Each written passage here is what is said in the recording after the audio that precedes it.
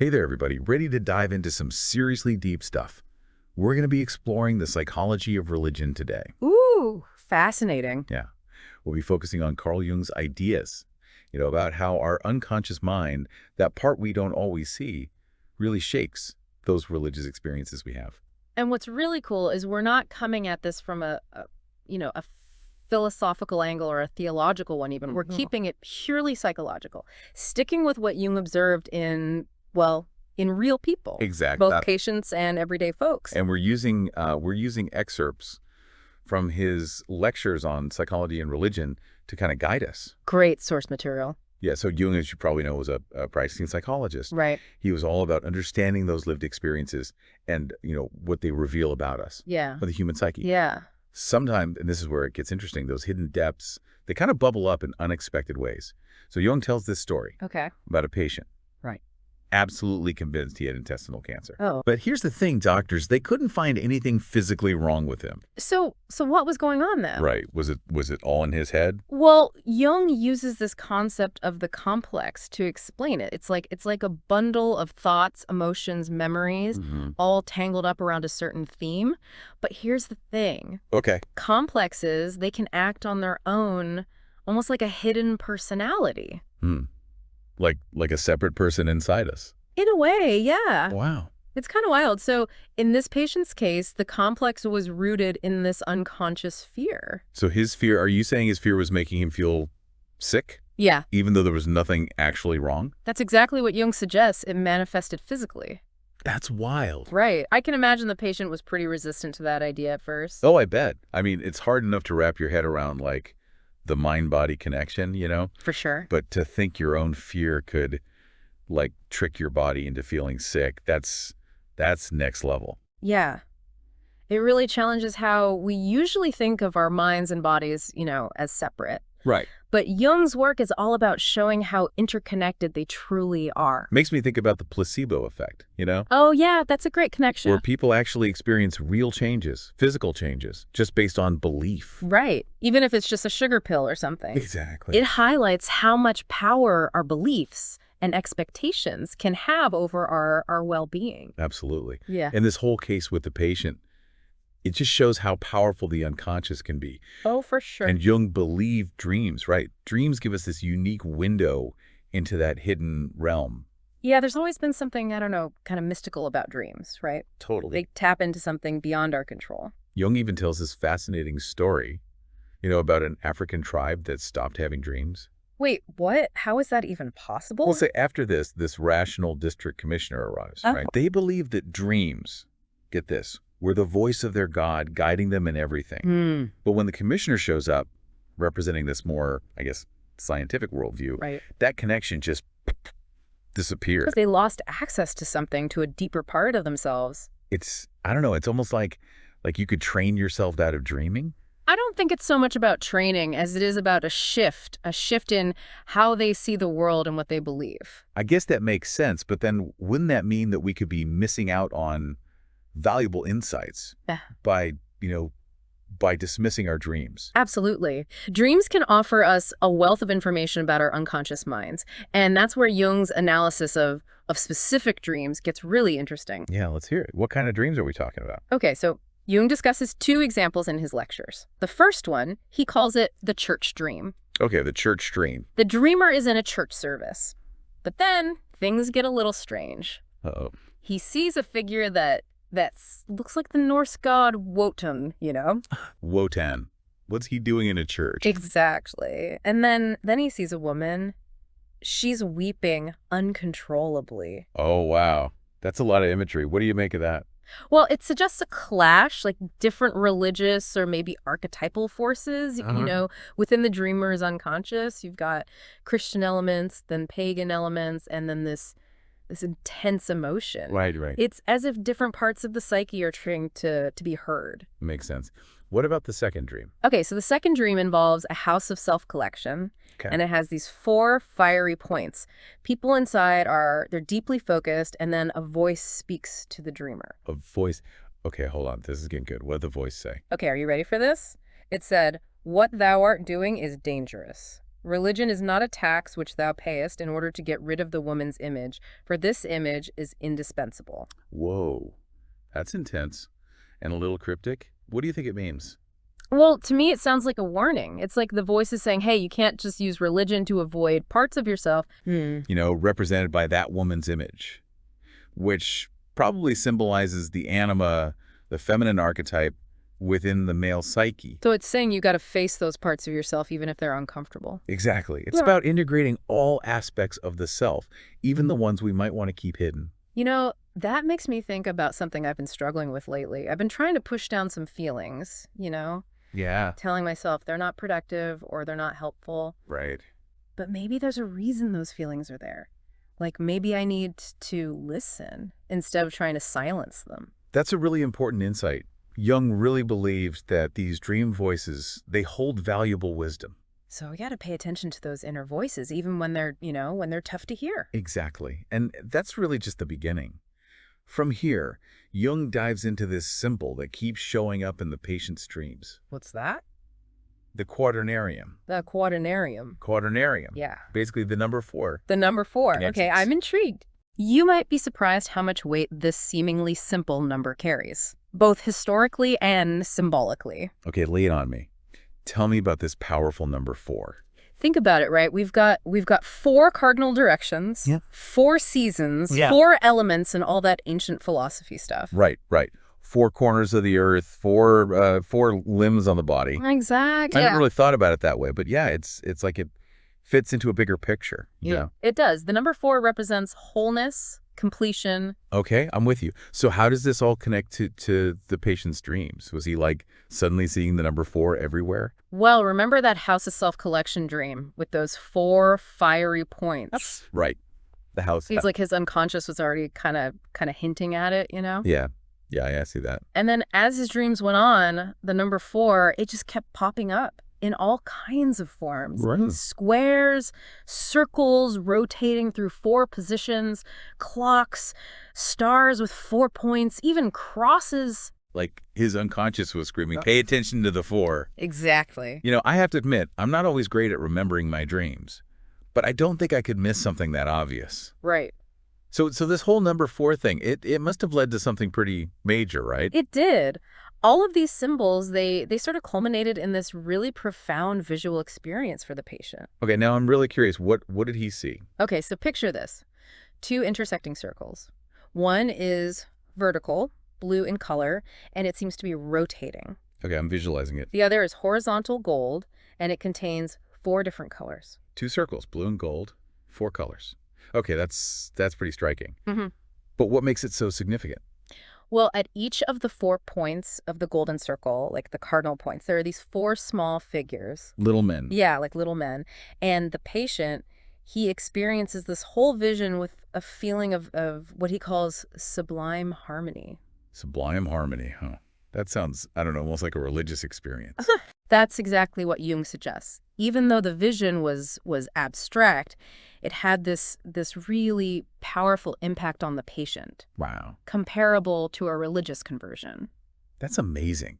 You know, it makes you wonder if there are like universal symbols out there, right? That tap into something deeper in us, regardless of, our background, our beliefs. It's certainly a possibility. And this brings us to one of the most, intriguing symbols in Jungian psychology, the mandala. Okay, the mandala. Yeah. So we've got the circles, the colors, the little men. How do we even begin to unpack all that? It seems pretty complicated. It is complex, but that's part of what makes it so fascinating. There's no single right answer, when it comes to symbols. What? But we can definitely explore some possible interpretations. Okay, let's do it. Let's start with the circles. They seem pretty important. Well, the blue circle, the one standing upright, it could represent the sky, the realm of the spiritual, and the golden circle lying flat with the 4 colors, that could be the horizon, the earthly realm. Okay, that makes sense. It's like a visual representation of how those 2 worlds connect. Yeah, exactly. And then you've got the 4 little men at the cardinal points. Right. The 4 keeps coming back. They could be representing those 4 directions, tying back into that idea of the quaternity we talked about. Yeah, I'm starting to see the connections here. What about those 4 colors inside the golden circle? Any special meaning there? Well, colors can be really powerful psychologically. They have all sorts of associations. Right. but I think we could say the blue of the sky evokes a sense of transcendence, while the gold of the horizon represents the material world. And those four colors inside, maybe they symbolize different states of mind, different aspects of the self. It's almost like a map of his inner world. Yeah, exactly. Like he's trying to integrate all these different parts of himself. And remember, he experienced it all with this feeling of sublime harmony. So it sounds like he was moving towards a sense of wholeness. Exactly. The mandala can be seen as the symbol of the self, striving for balance. But it's not about achieving some perfect state of harmony, right? Right. It's an ongoing process. It's more about acknowledging and embracing all those parts of ourselves, even the ones we don't like. Yeah, the shadowy side. Exactly. And that leads us to Jung's concept of the shadow, which is a really important piece here. Okay, tell me about this shadow. Is it like a dark side we all have? It sounds kind of ominous. It's not necessarily ominous, but it can be, tough to face. It's that part of us we try to hide, the less ideal parts, the fears, insecurities, those darker impulses. So are you saying we all have this shadow side? Jung believed that everyone has a shadow. It's just part of being human.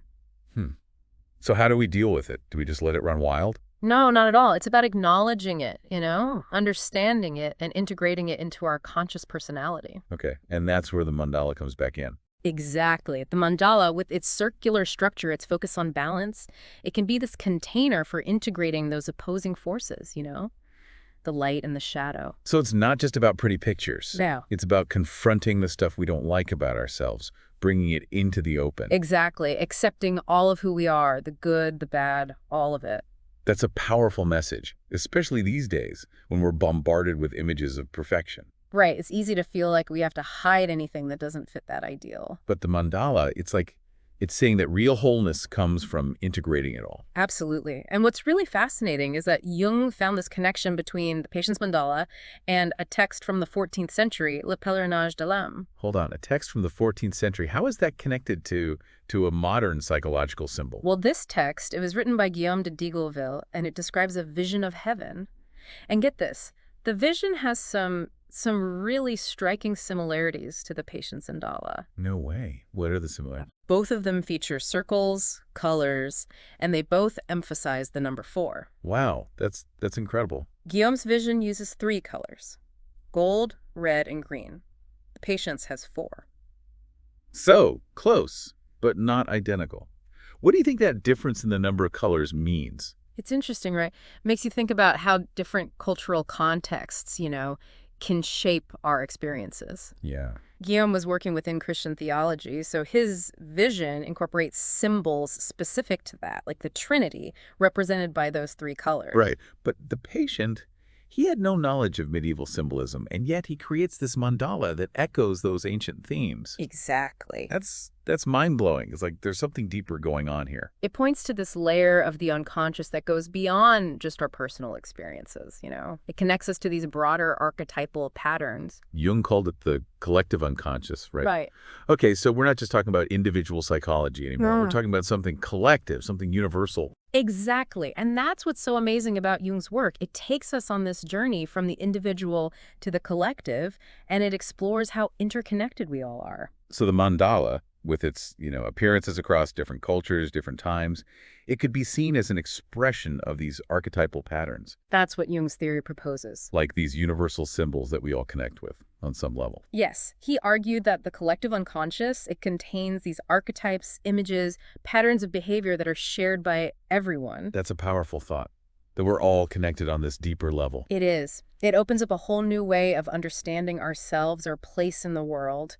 But I think we should pause here and pick up this fascinating discussion in our final part. Okay, so we're back and ready to jump right back into Jung and the psychology of religion. Sounds good. We were talking about the collective unconscious, right? Yes. And that idea of the microcosm and the macrocosm, it really fits in here. Right. The patient's mandala, the way it shows both heaven and earth, it reflects this really ancient idea. Okay, remind me again, what's the microcosm and macrocosm all about? Basically, it's saying that a human being is like a tiny version of the universe, containing all the same stuff, the same forces, you, me, everyone listening. We're like little universes. Whoa, that's kind of a big thought, right? We're not just these, isolated beings running around. Not at all. We're each a reflection of the whole shebang. Exactly. It suggests this incredible connection between us and the universe. Something that, a lot of spiritual traditions have been saying for ages. For sure. So we've covered a lot today: the unconscious mind, dreams, that whole number 4 thing, mandalas, even medieval visions, and now this microcosm and macrocosm. It's a lot to take in. I know, right? It's amazing how Jung brings together, psychology and spirituality and philosophy. It really is. And I think what we're seeing here is that the mandala, even though it seems abstract, it can be this really powerful symbol of modern religious experience. Now that you mention it, when most people think of religious symbols, they think of, crosses, statues, things like that. Yeah, specific deities. But the mandala, it seems different. It is different. Traditional religious symbols, they usually focus on a god outside of us. But the mandala, it's more about the individual, their journey toward wholeness and meaning. So are you saying traditional religion is on its way out? Are we all going to be, meditating on mandalas instead of going to church or temple? I don't think it's one replacing the other. Okay. I think it's more like we're realizing how important that inner experience is, when it comes to spirituality. So not rejecting traditional religion, but expanding our idea of what religious experience can be. Exactly. Would you say that the mandala is a way of connecting with the divine, but within ourselves rather than outside? I think that's a beautiful way to put it. And it brings us back to that concept of the shadow, which we talked about earlier. Right, the shadow. Yeah. It's still a bit of a spooky idea for me. I understand. Even though we all have one, apparently. So how does this shadow fit into, the mandala and religious experience? Jung really believed that we have to integrate the shadow to be truly whole psychologically. And the mandala, because it holds those opposing forces in balance, it symbolizes that integration. Right. It's like creating a safe space where the light and the shadow, they can coexist and eventually kind of reconcile. So it's not just about pretty pictures and feeling good. No. It's about confronting the darker parts of ourselves, bringing them out into the open. Exactly. And accepting it all. The good, the bad, the messy parts, everything. That's a powerful message. Yeah. It's easy to feel like we have to, hide anything that's not perfect, especially these days. It is. But the mandala reminds us that true wholeness, it comes from integrating everything. I love that. The mandala is like a cosmic hug for our messy selves. I love that image, a cosmic hug. And within that hug, we can do the work, of becoming whole, becoming complete. Well, I feel like we've been on quite a journey today. Me too. We've explored the unconscious mind, the power of dreams, the symbolism of the quaternarium, and the mystery of the mandala. Not to mention the microcosm and macrocosm. Right. It's amazing how Jung ties all these things together. It really is. And I think it brings up some important questions, about spirituality, about finding meaning in the world today. It definitely does. Yeah. And I want to leave everyone with a final thought to consider. If the mandala symbolizes, the wholeness of man, what does that tell us about the future of religion? About how we understand the divine? Is it something outside of us? Or is it something we each carry within? Something to think about. That's a great question. One we should all spend some time with. Yeah. Thanks for joining us for this deep dive into the psychology of religion. It was a pleasure. And until next time, keep exploring those hidden depths. You never know what you might find.